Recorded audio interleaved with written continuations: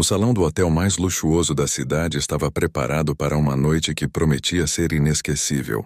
Lustres de cristal desciam do teto como cascatas de luz, refletindo em taças de vinho e pratos de porcelana fina. O som suave de um piano de cauda preenchia o ambiente, enquanto os convidados, todos vestidos em trajes de gala, conversavam em murmúrios contidos. Para os presentes, aquela era apenas mais uma reunião entre grandes empresários. Para Carlos Mendonça, no entanto, algo dentro dele já dizia que aquela noite não terminaria bem. Carlos, um homem de 68 anos, cabelos grisalhos penteados com precisão e expressão marcada pelo tempo, observava cada detalhe ao redor. Décadas no mundo dos negócios haviam lhe ensinado a ler pessoas como quem lê livros abertos. Ainda assim, havia algo naquela noite que escapava ao seu controle. E a sensação só se intensificou quando colocaram diante dele um contrato volumoso, acompanhado de olhares ansiosos que pareciam esperar apenas sua assinatura. Ele segurou a caneta, pronto para seguir o protocolo quando uma voz inesperada rompeu o silêncio. Não assine. É uma armadilha. O som não veio de um dos empresários nem de um advogado, mas de uma garçonete. Jovem, de olhar firme, o uniforme impecável de preto e branco a destacava como parte do serviço, não como protagonista. Ainda assim, ela ousava inclinar-se sobre a mesa e apontar diretamente para o documento. Seus olhos, sérios e intensos, encaravam Carlos como se carregassem a responsabilidade de salvá-lo. O coração do milionário disparou. Ele não sabia quem era aquela jovem. Mas algo na convicção de sua voz não soava como um capricho ou uma cena inventada. O salão, no entanto, congelou. Os convidados se entreolharam incomodados enquanto o murmúrio contido de segundos antes desaparecia por completo. João Albuquerque, sócio de longa data de Carlos, foi o primeiro a quebrar o silêncio. Aproximou-se com seu sorriso treinado, aquele mesmo sorriso que usara tantas vezes para disfarçar intenções ocultas. Carlos, meu amigo, o que houve? É apenas uma formalidade. Estamos todos aqui para celebrar um acordo histórico. Não dê ouvidos a distrações. Mas o tom de João, por mais suave que tentasse parecer, carregava algo de impaciente. Carlos percebeu. Ele sempre percebia. Quem é você? Perguntou o milionário à garçonete sem tirar os olhos dela. A jovem não hesitou. Alguém que não quer ver o senhor perder tudo. Ouvi conversas, vi documentos circulando. Esse contrato não é o que parece. É sua ruína disfarçada.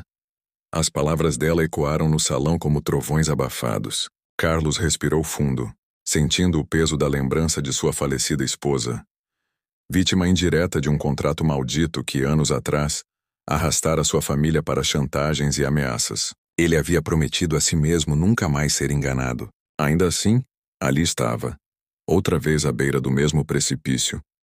Os convidados começaram a se remexer em suas cadeiras. Alguns beberam um gole apressado de vinho para disfarçar o desconforto. Outros desviaram o olhar.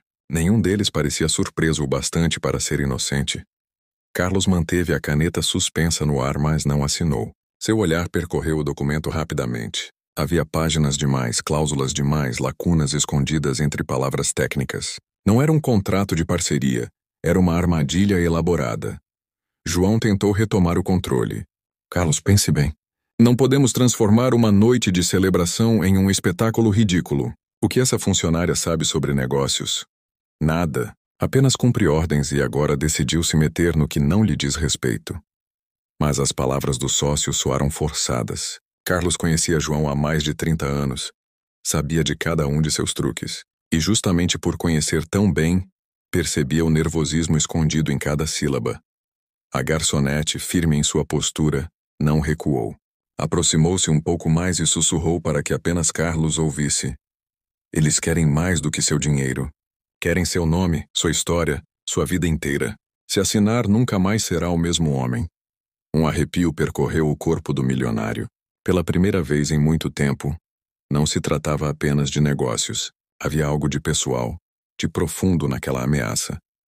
E foi então que ele percebeu os dois homens de terno escuro, parados próximos à entrada do salão. Não tinham taças nas mãos, não conversavam com ninguém, apenas observavam.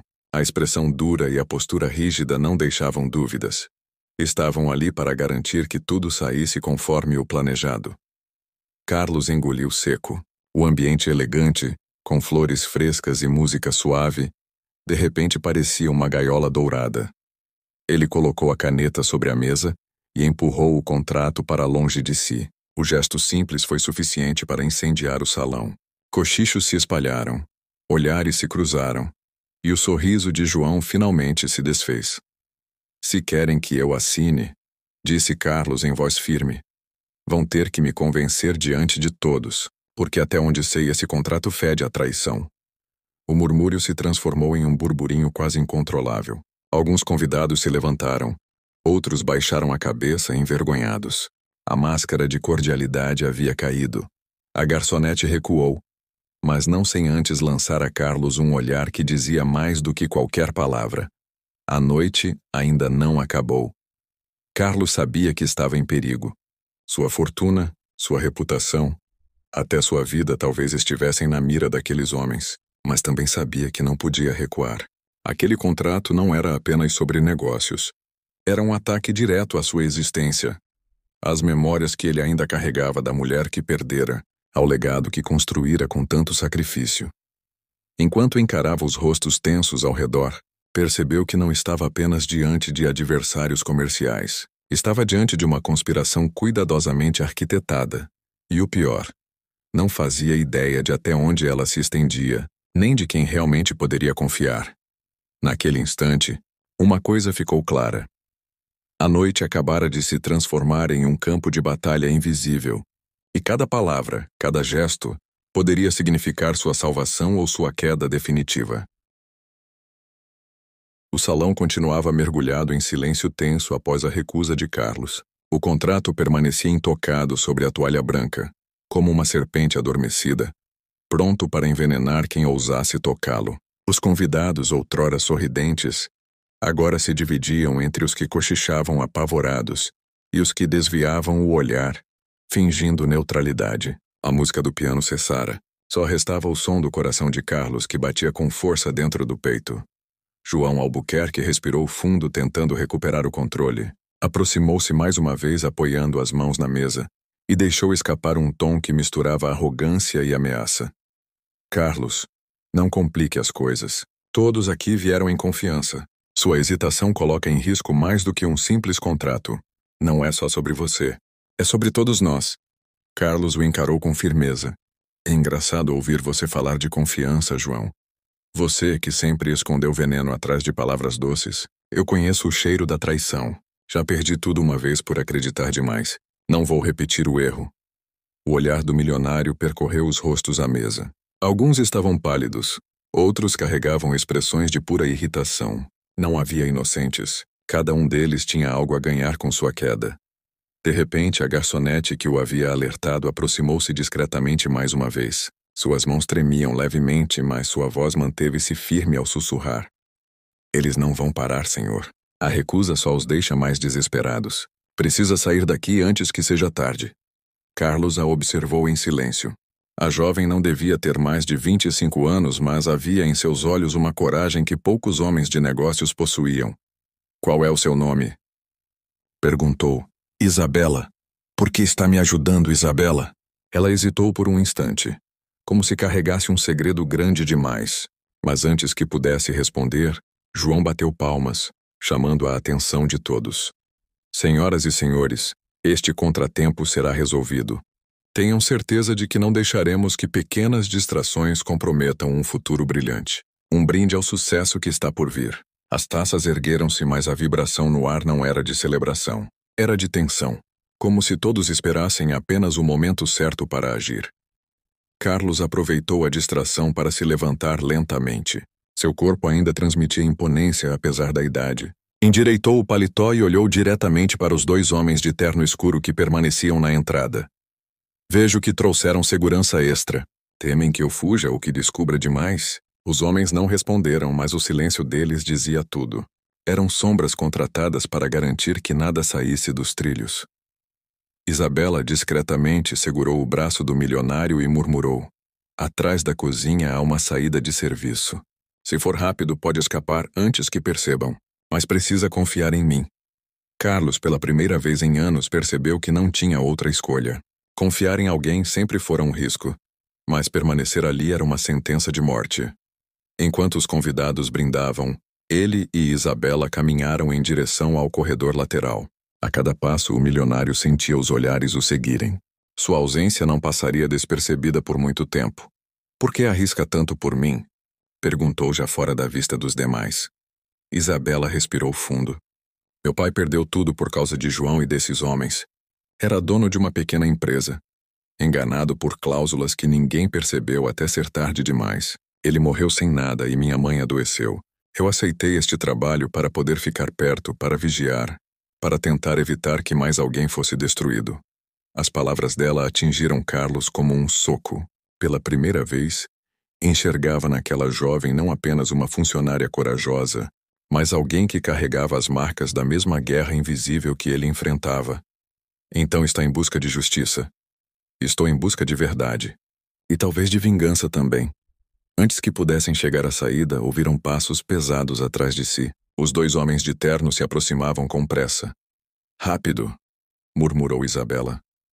Entraram pela cozinha, onde os funcionários se entreolharam confusos ao ver o milionário atravessando o espaço. Panelas tilintavam, frigideiras chiavam, mas o som dos passos dos seguranças abafava qualquer outra coisa. Chegaram à porta de serviço. Carlos, ofegante, abriu-a com força, e os dois saíram para a rua lateral. O ar frio da noite bateu em seus rostos, trazendo uma sensação de liberdade momentânea. Mas sabiam que estavam longe de seguros. Do lado de fora, Isabela conduziu Carlos até um carro estacionado discretamente. Um veículo simples, nada que chamasse atenção. Entre, disse ela apressada. Carlos hesitou por um instante. Sua vida inteira estivera cercada de carros luxuosos, motoristas particulares e seguranças treinados. Agora, dependia de um automóvel modesto guiado por uma jovem desconhecida. Mas entrou. O carro arrancou pelas ruas escuras da cidade, enquanto os faróis cortavam a noite silenciosa. Eles vão atrás de mim. Vão atrás de você também, disse Carlos, finalmente quebrando o silêncio. Isabela mantinha os olhos fixos na estrada. Eu já estava na mira deles desde o momento em que descobri a farsa. Mas agora, juntos, talvez possamos mudar o jogo. Durante o trajeto, Carlos refletiu sobre tudo. O contrato, os convidados cúmplices, João, os seguranças, era mais do que uma negociação maliciosa. Era uma conspiração para destruí-lo, arquitetada por aqueles que um dia chamara de aliados, e agora, no banco de um carro simples, ao lado de uma garçonete determinada, ele se perguntava se finalmente encontrara a única pessoa em quem podia confiar. Isabela, se o que diz é verdade, eles não vão parar enquanto não conseguirem o que querem. Preciso de provas. Preciso mostrar ao mundo o que estão tentando fazer. Ela assentiu. Eu tenho provas. Documentos, gravações, tudo escondido.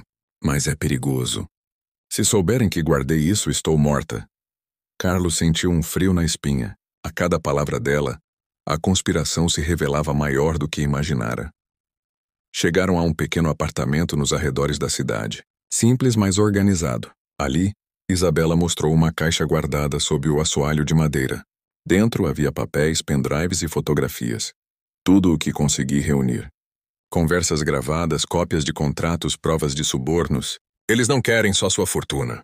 Querem criar um império às custas da destruição de todos que cruzarem o caminho. Você é apenas o prêmio maior. Carlos examinou os documentos. Seu coração pesava ao reconhecer algumas assinaturas. Pessoas que ele considerava amigas estavam ali, comprometidas em sua queda.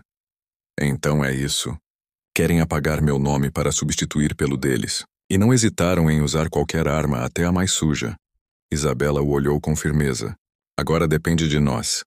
Ou enfrentamos ou eles vencem. Naquela noite, Carlos tomou a decisão que mudaria sua vida para sempre. Não correria mais. Não seria vítima de novo. Telefonou discretamente para antigos aliados que ainda lhe deviam favores. Homens da imprensa, advogados honestos, alguns políticos que temiam a mesma rede de corrupção. Cada ligação era uma chama acesa em meio à escuridão. E pela primeira vez em muito tempo, ele não estava sozinho. Dias depois, a conspiração veio à tona. Manchetes estamparam os jornais, revelando esquemas de corrupção e contratos fraudulentos. João Albuquerque foi preso. junto com vários dos convidados que naquela noite estavam ao redor da mesa. Mas nada disso teria sido possível sem a coragem de Isabela, a jovem que arriscou a própria vida para alertá-lo. Carlos, diante das câmeras, foi questionado sobre como descobrira a farsa. Ele sorriu levemente, com a serenidade de quem finalmente enxergava um novo propósito. Às vezes a verdade não vem dos mais poderosos. Vem de quem ninguém espera. Eu tive a sorte de ouvir quando ainda havia tempo. E assim, no meio da escuridão de uma conspiração, Carlos Mendonça encontrou não apenas a salvação de sua fortuna, mas também uma aliada improvável que lhe devolveu a fé em algo que julgava perdido, a confiança. E naquele dia, diante de jornalistas e holofotes, fez uma promessa silenciosa. Nunca mais lutaria apenas por si mesmo. Lutaria também pelos que, como Isabela e o pai dela, haviam sido esmagados por contratos desonestos e pelas mãos invisíveis da ganância.